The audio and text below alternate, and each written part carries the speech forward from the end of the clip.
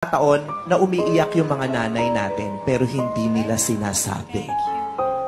Maraming pagkakataon na humahagulgol yung mga nanay natin pero hindi natin alam.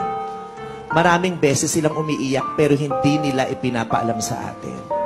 Una, umiiyak yung mga nanay natin pag pakiramdam nila nababastos natin sila. Pag sinasagot-sagot natin sila, pag nagdadabog tayo, pag nagtataas tayo ng boses sa kanila, umiiyak sila kasi feeling nila wala silang kwentang ina.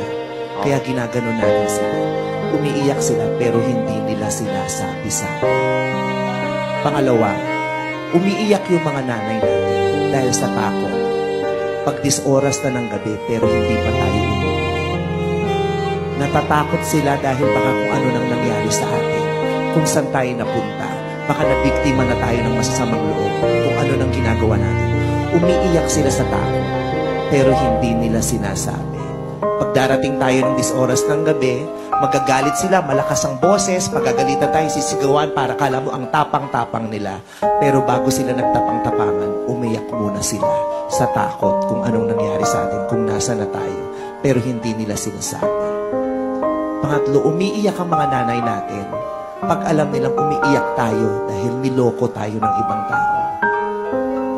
Niloko tayo ng karelasyon natin, sinaktan tayo ng boyfriend natin, sinaktan tayo ng girlfriend.